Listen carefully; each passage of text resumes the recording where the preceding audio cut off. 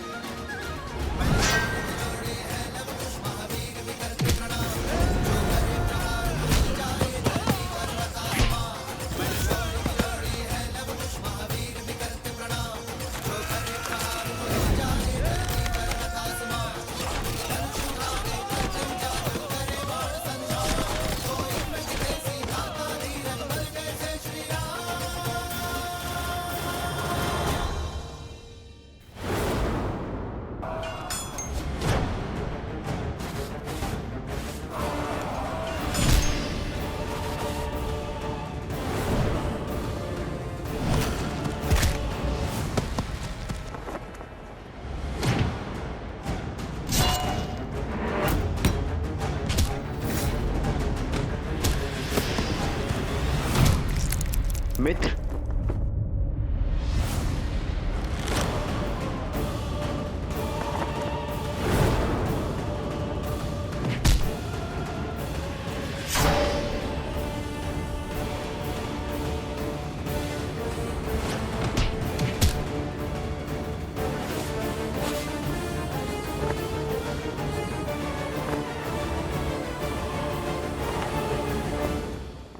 कुश, ऋषिवर की रक्षा करो, मैं सुरक्षित हूँ। किंतु माता, भैया का आज्ञा था कि। भैया की आज्ञा नहीं, अपनी माता के आदेश का पालन करो, ऋषिवर की रक्षा करो और अपने मित्रों को बचाओ। अपनों से पहले अपने लोगों की रक्षा करना तुम्हारा दायित्व है। जाओ।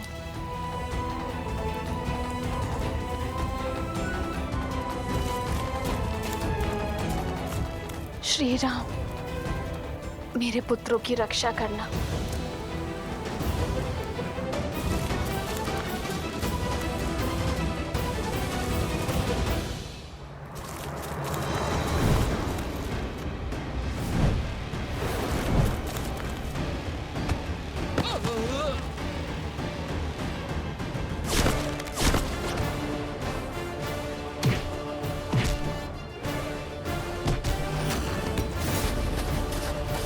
मुझ तक पहुंचना ही दुर्लभ है वानर। जय श्री राम।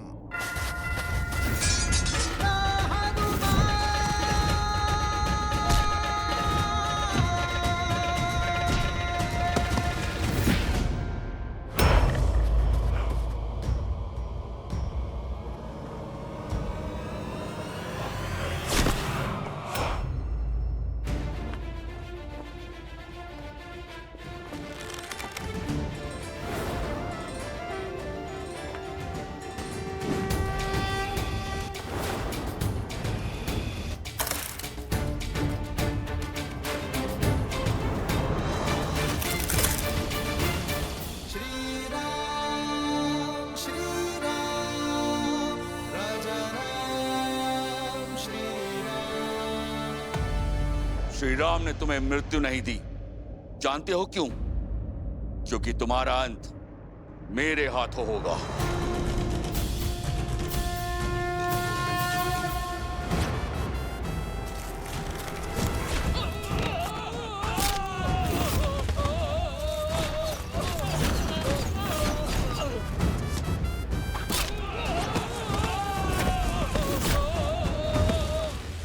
वन देवी के पुत्रों के सामने वन के अपमान का दुस्साहस।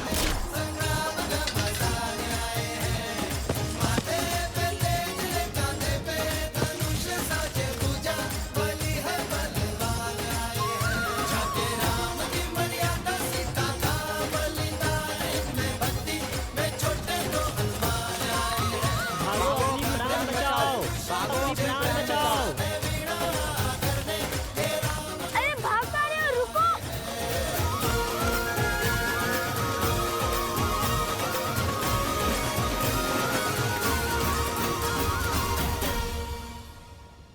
माता का आदेश है कि हम इनकी रक्षा करें, इसलिए तुम और सोमकरण ऋषिवर के साथ साथ गुरु माँ और कुमारनी दीदी की रक्षा करोगे। मैं और जातूकरण नदी के तट पर दृष्टि रखेंगे। जो आज्ञा भैया। जातूकरण चलो।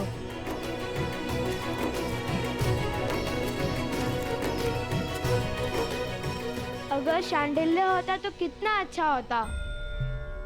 हमारी वीरता देख उसे विश्वास हो जाता कि हमसे बड़ा कोई राम भक्त नहीं है।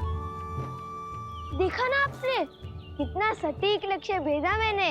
अच्छा, एक लक्ष्य साधने से सबसे बड़े राम भक्त बन गए।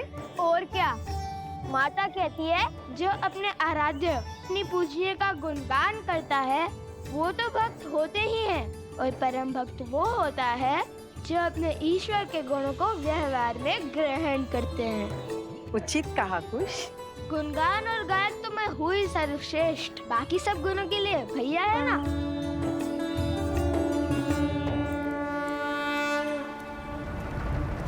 माता अभी भी तप कर रही है और जल अभी भी अशुद्ध है, अर्थात मकरासुर अभी भी भीतर है, ठीक मकर ध्वज की भांति। मकर ध्वज? हाँ, मकर ध्वज। सुनाऊं इसकी कथा? हाँ, सागर का रक्षक मकर ध्वज, आधा वानर आधा मकर, जिसे केवल श्री राम के भक्त हनुमान हरा सकते थे। और कहानी का विचित्र मोड़ जानते हो? वह साक्षात हनुमान जी के पुत्र थे। किसके पुत्र हो तुम? आप मेरे पिता हैं। उनके श्वेत एक मगरमच्छी ने खा लिया था, ऐसे उत्पन्न हुआ मकर ध्वज। वैसे भी मैं और लव भैया कौन सा हनुमान जी से कम है? हम भी तो राम जी के परम भक्त हैं। और वैसे हो सकता है कि ये मकरासुर मेरा या लव भैया का पुत्र हो।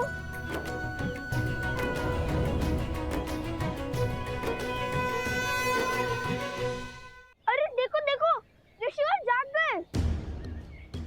प्रणाम ऋषि असुरी, क्या आपकी तपस्या पूर्ण हो गई? अरे कहाँ जा रहे हैं? क्या आप मुझसे क्रोधित है? कुछ तो कहिए। कुश, ऋषिवर कह रहे हैं हम यहीं रुकें। वो दूर बैठकर अपना तप पूर्ण करना चाहते हैं। नहीं नहीं नहीं नहीं, हम भी उनके साथ वहाँ चलते हैं। संकेत की भाषा भली भांति समझता हूँ मैं, है ना सोमकरण?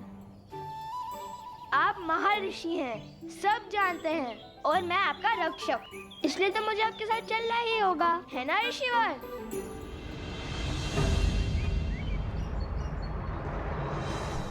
वर्षों से तप में लगा हूं। आंधी, बाढ़, असुर भी मेरे तप को तोड़ने में सक्षम नहीं हुए, किंतु तुम उनसे भी अधिक शक्तिशाली हो। मेरे मौन को तोड़कर मुझे बोलने पर विवश कर दिया। कौन हो तुम बालक?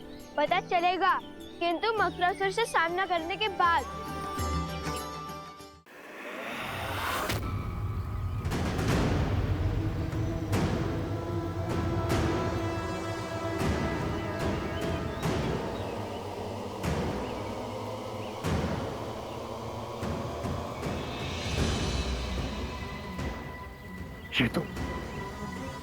ये तो मानव का रक्त नहीं है। जानता हूं मैं, ये मेरे राक्षसों का लहू है।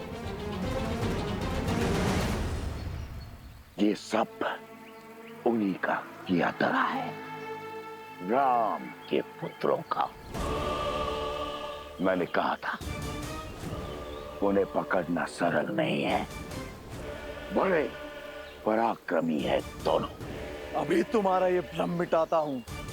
अब ये फल्गु नदी इनके रक्त से लाल होगी। मैं उन्हें मेरे पास आने पर विवश कर दूंगा।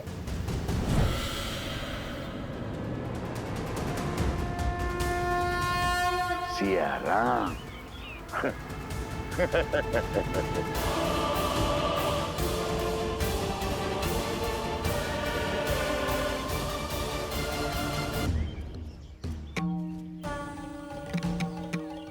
प्रणाम ऋषि असुरी, क्या आपकी तपस्या पूर्ण हो गई? अरे कहाँ जा रहे हैं? क्या आप मुझसे क्रोधित है?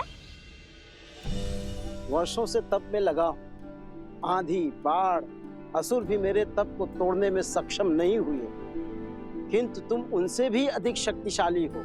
मेरे मौन को तोड़कर मुझे बोलने पर विवश कर दिया। कौन हो तुम बालक? पता चलेगा, किंतु मकरासुर से सामना करने के बाद देखते हैं किसे पिता कहकर पुकारता है वो। तुम विवाहित हो? ना ना ना ना, ना हम विवाहित हैं और ना श्री राम के भक्त हनुमान जी। कथा सुनाने का समय नहीं है। अयोध्या जाकर हनुमान जी को थोड़ा आराम देंगे। उन्हें श्री राम के चरणों से हटाकर मैं और मेरे भैया बैठ जाएंगे।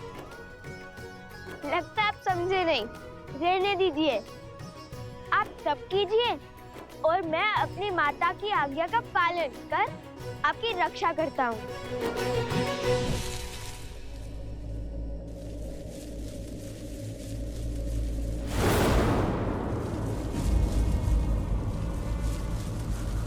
ये वृक्ष तो सूख रहा है। अर्थात मकरासुर निकट है। ये उसी का प्रकोप है।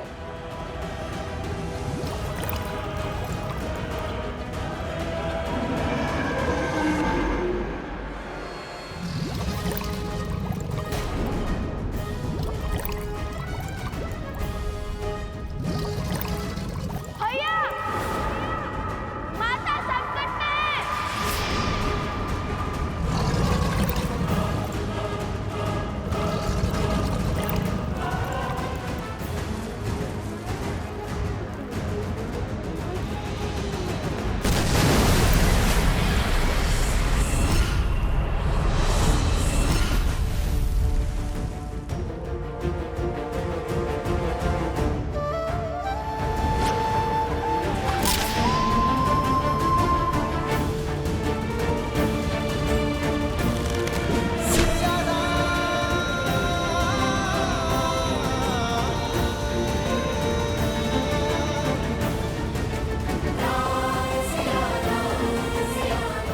सीते,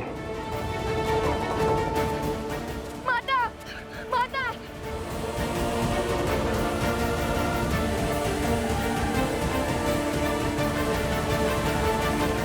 माता, माता, माता। ये कैसा अनर्थ है पिताश्री? देवी सीता मन की शांति पाने निकली थी, वो किस घोर पाश में बंध गए? ये पाश नहीं है पुत्र, मुक्ति का मार्ग है। समाज की मुक्ति, संसार की मुक्ति।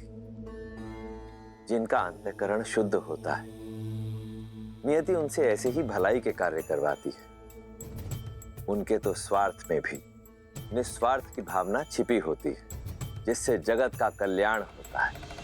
किंतु लवकुश, इस विपदा में कौन करेगा उनकी सहायता? नियति चक्र की अपनी ही गति होती है। हमें धैर्य रखना होगा। उसके पश्चात विधि के इस विधान का कारण तुम्हें भी ज्ञात हो जाएगा। गणेश, मेरे पास आओ पुत्र।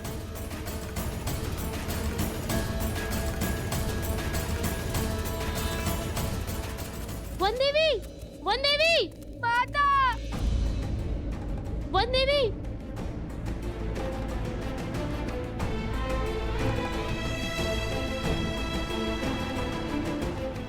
नहीं, आज तो पूछो कुछ नहीं होगा माता को। किंतु जल में तो माता देवी फाल्गु का जाप कर रही है, कुछ नहीं होगा उन्हें। और अब मैं उन्हें बचाने जाऊंगा। देखो,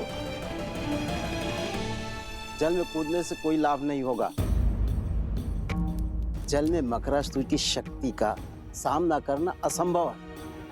उस दुष्ट को हराना है तो उसे उसके साम्राज्य से, इस नदी से बाहर निकालना होगा।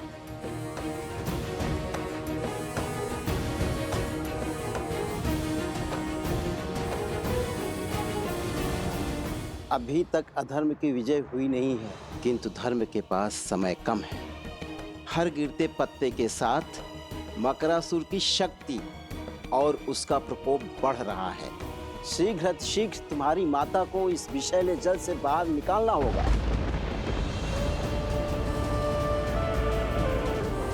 सीते,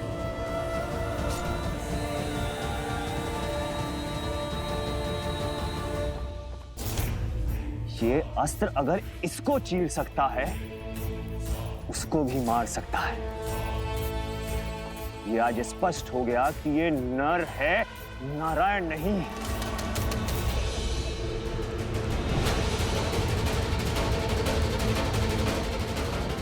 प्रभु,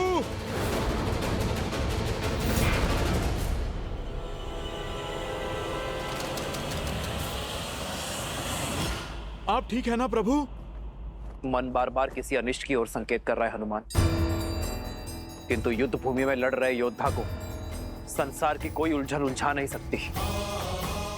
यह धर्म युद्ध है, तन और मन दोनों छोड़ने होंगे। किंतु अंगद नहीं लौटा हनुमान, वो अवश्य ही किसी संकट में है। जाओ हनुमान और अपने शिष्य की सहायता कर।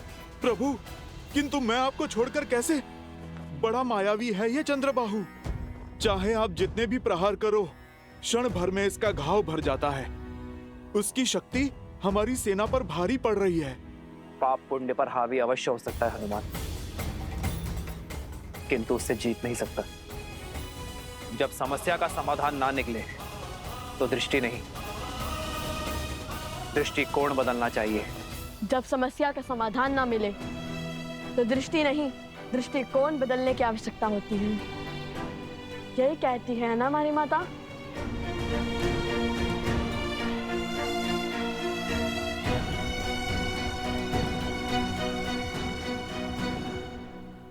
यदि वो जल के भीतर शक्तिशाली है और उसे बाहर लाना असंभव है, तो फिर हम जल को उस तक पहुंचने से रोकेंगे, नदी का प्रवाह अवरुद्ध कर देंगे।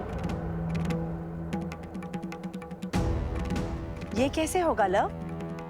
मुझे तो ये युक्ति भी असंभव लगती है। यह भैया के मुख से निकली बात कभी असंभव नहीं हो सकती।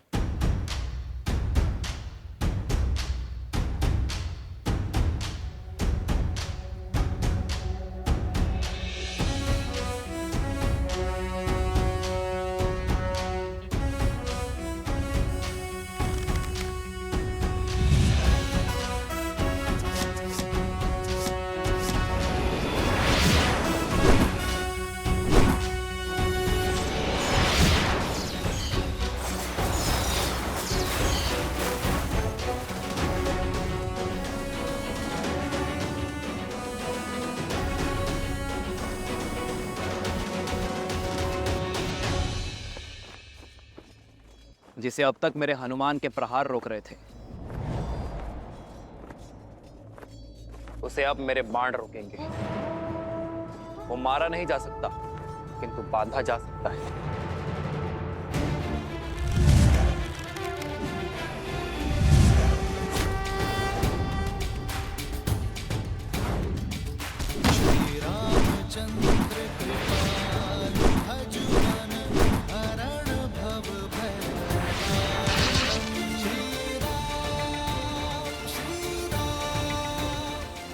जाओ हनुमान, शीघ्र अतिशीघ्र अंगद को खोजो। जो आज्ञा प्रभु। जाओ।